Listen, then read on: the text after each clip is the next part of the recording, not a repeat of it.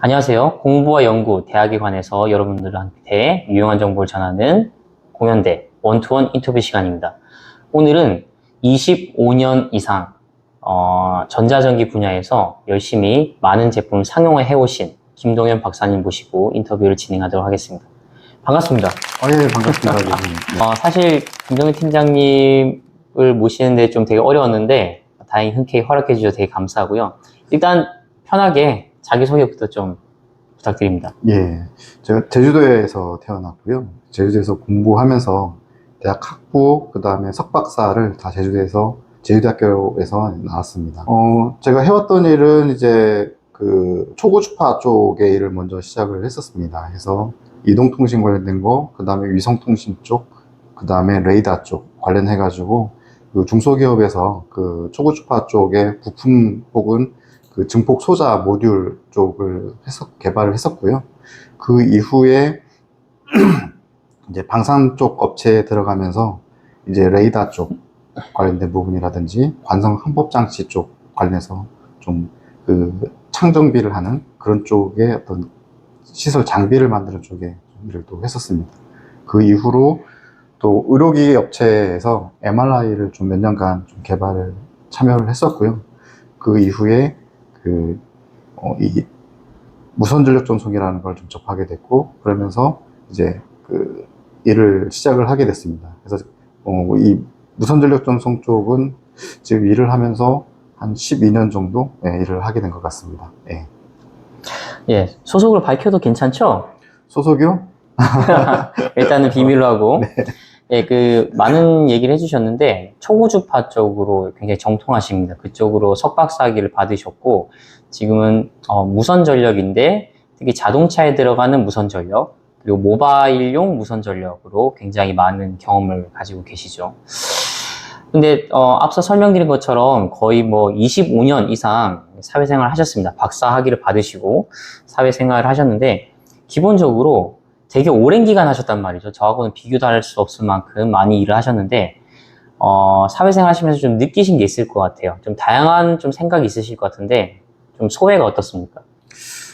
소외라기보다도, 사실 좋아하는 걸 했었기 때문에 잘하고 있었지 않았나라고 생각을 합니다. 뭔가 좀 새로운 것들을 도전을 해보고, 그리고 그런 도전하는 과정에서 여러 어려움들이 있었는데, 사실 제품을 개발한다는 것 자체가 그런 어떤 문제를 해결하는 게 결과가 바로 보이잖아요. 그런 부분에서 좀 재미감을 많이 느꼈고, 예. 그래서 이제 좀 오랫동안 하지 않았나. 이제 사실 주변에 동료분들도 많이 있었는데,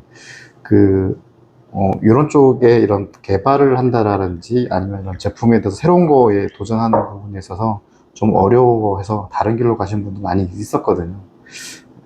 네, 그런 부분들이 있었는데, 저 같은 경우에는 좀 그쪽에 취미가 좀 많아서, 예. 지금은 또 그런 부분에서 계속 더 일을 하고 싶어 하고 있고, 계속 일을 찾고 있는 중이죠. 네. 근데 사실 말씀하신 게 공대에 대해서 얘기했는데, 사실 공대가 굉장히 좀 쓸만한 것도 많고, 굉장히 보람 있는 직업이라 생각이 드는데, 박사님은 좀 공대에 좀 굉장히 좀 적성이 맞으신 것 같다는 생각이 듭니다. 25년 동안 그 사회생활 하시면서 많은 사람들을 만나보셨을 거예요. 정말 많은 상사분들을 모셨을 거고, 많은 팀원분들을 데리고 일을 해보셨을 텐데, 물론 그 중간쯤에 봤을 때 위로 보였을 때나 밑으로 봤을 때 좀 다를 것 같긴 한데, 회사 생활을 잘하는 사람들의 공통점이 있을 것 같아요. 저는 사실은 이제 실력이 들어가야 될 부분이 있는데, 회사에서 제일 원하는 사람들은 어떤 문제가 주어졌을 때 그 문제를 해결하는 사람을 사실 제일 선호를 합니다. 근데 보통 보게 되면 그 일이라는 게 그 사람이 잘 할 수 있는 일이 주어질 수도 있지만 상당 부분은 그 사람이 잘 하지 못하는 일과 같이 주어지거든요. 그래서 이제 그런 경우에 좀 역량을 발휘해야 될 거는 어차피 일은 혼자 하는 게 아니고 주변의 동료들과 같이 해야 되고, 혹은 동료가 안 되면 회사 밖에서도 필요하면 도움을 받아야 됩니다. 그래서 그런 거를 잘 풀어나갈 수 있는 게 사실 능력이 되는 거고, 그렇게 했을 때 자기가 주어진 일에 좋아하는 것과 좋아하지 않는 것들을 해결하면서 성장할 수 있는 것이죠. 네, 좋은 말씀 많이 해주셨는데요. 좀 비슷한 맥락으로 이렇게 요약할 수 있을 것 같습니다. 위에서 굳이 시키지 않아도 자기가 일을 알아서 능동적으로 일을 수행하는 것, 그리고 그거에 대한 결과를 상사한테 바로바로 제대로 보고하는 것, 그리고 다음 할 일에 대해서 상사와 같이 뜻을 맞춰서 같이 전진해 나가는 것. 이게 일을 잘하는 사람들의 공통점이 아닐까 싶은데 맞나요? 그게 케이스 바이 케이스입니다. 네. 아, 그래요? 다 그렇지 않나 봐요. 네.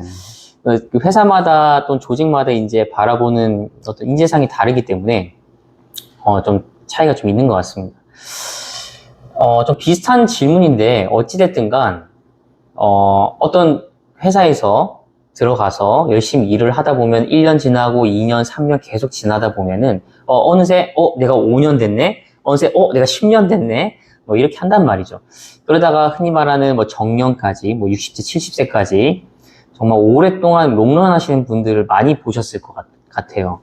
그럼 그런 분들 공통점이 뭐가 있을까요? 제가 봤을 때는, 주변에서 얘기하는 부분들이 있을 때, 사실 이제, 속된 표현으로 이제 팔랑귀라고 하는 부분들이 있는데요. 그런 거에 개의치 않고 자기 할 일을 하는 분들이 사실 제일 오래 가는 것 같습니다. 예. 공대로 치면, 특히 우린 전자전기니까, 공대로 치면은, 어떤 역량, 소양이 가장 중요할까요?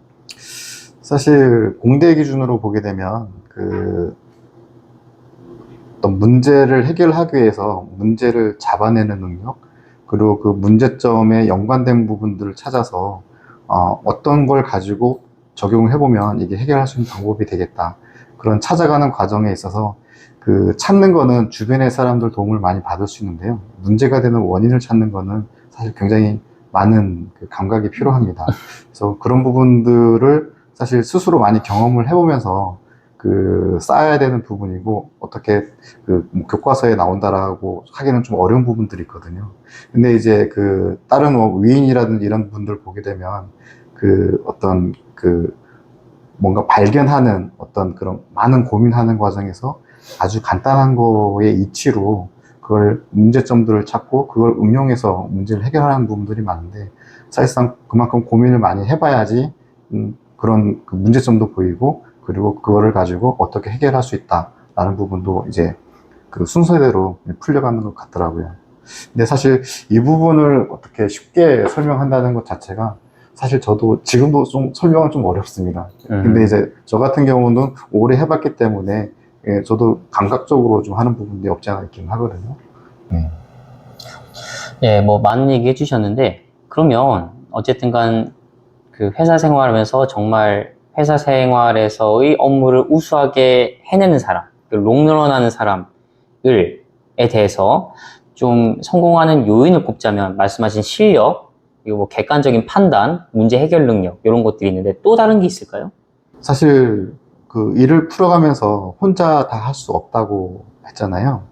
그런 부분에 있어가지고 주변에 그런 문제를 해결하는 데 있어서 도움이 될 만한 사람들이 많이 없을 수는 있습니다.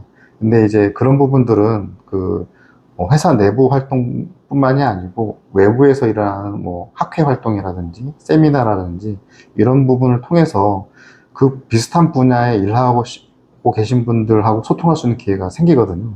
그런 때를 활용해 가지고 좀 네트워킹을 강화한다고 한다고 표현할 수가 있겠는데, 그렇게 하는 것도 하나의 문제를 풀어가는 좋은 방법이 될 수 있습니다.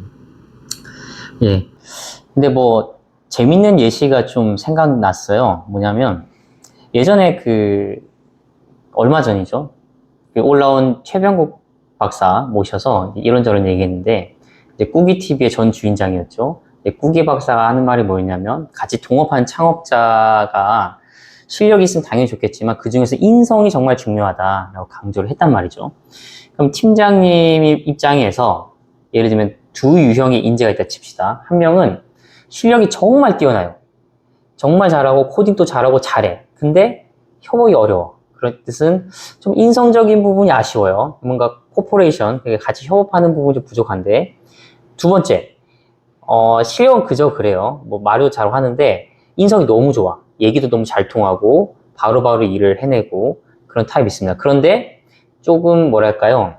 실력적인 부분, 지식적인 부분 좀 모자랄 수 있습니다. 그럼 전자와 후자로 봤을 때는 어떤 걸 더 선호하세요? 저는 전자를 선호합니다. 사람마다 다를 수 있음을 좀 말씀드리겠습니다. 사람마다 달라요. 이게 인재 유형은 이게 회사가 사람마다 다르고 팀장이 또 선호하는 인재에서 다르기 때문에 이제 예전에 꾸기 박사는 이제 인성을 좀 더 중요하게 봤고, 왜냐하면 실력적인 부분 챗GPT나 그런 것도 다 할 수 있으니까. 근데 이제 여기 계신 김동현 박사님은 이제 인성도 물론 중요하지만 그것보단 실력이 더 우선시 된다. 네. 좋습니다. 그 뜻은 뭐냐면, 조금 뭐 인사 좀 안 해도 되고, 좀 뭐 말 좀 제대로 안 통해도 자기 일만 잘하면은 그래도 괜찮다. 약간 이렇게 좀 들리긴 합니다. 요거는 뭐, 어느 조직이냐에 따라서 인재상은 좀 달라질 수 있다는 점. 그럼 관련해서 하실 말씀? 그쪽은 사실 설명하기가 좀 어려운 부분들이 있는데, 전에 보게 되면 제가 일을 배울 때 선배분들이 네 가지 케이스로 설명해 주셨던 게 있어요. 뭐냐면 말씀하신 것이 이제 잘 모르고 인성이 좋고 그런 부분이 있고, 실력 좋고 인성도 좋고 하는 케이스, 여러 가지에서 네 가지 케이스를 나눠서 하는데, 거기에서 이제 제일 배제하는 게 실력이 없는 부분, 그리고 열심히 성실하게 하는 사람을 가장 나쁜 케이스로 잡더라고요. 그 이유는 일을 풀어가는 데 있어가지고 하지 말아야 될 거를 해서 일을 망가뜨리는 경우가 굉장히 많이 발생하기 때문에 대다수의 부류가 그 부분에 많이 포진돼 있다고 합니다. 그래서 일을 할 때, 사람을 쓸 때는 그 부분에 맞춰가지고 그런 부분이 보인다라고 하게 되면 그 사람이 다른 일을 할 수 있도록 전환을 해준다든지 그렇게 방법을 찾아서 풀어가는 게 좋다, 그런 조언을 많이 해주셨었죠. 네, 맞습니다. 뭐 사람이 처음부터 회사에 들어가면 뭐 완벽하게 잘하는 경우는 거의 극히 드물죠. 그래서 좋은 팀장님, 좋은 선임을 만나는 게 굉장히 중요하고, 그분들이 많은 걸 잘 알려주셔가지고 회사 생활에서도 좀 잘 업무 처리하고, 그리고 흔히 말하는 보는 눈, 그 판단력이 업무를 진행함에 있어서 뭐 실수가 되지 않도록, 누가 되지 않도록 최선을 다해야겠죠. 네, 오늘은 25년 이상 사회에서 정말 통뼈 굵게 많은 연구 개발 해오신 김동현 박사님 모시고 인터뷰를 진행해 봤습니다. 1분 여기서 끝내고 잠시 후 2부에서 뵙도록 하겠습니다.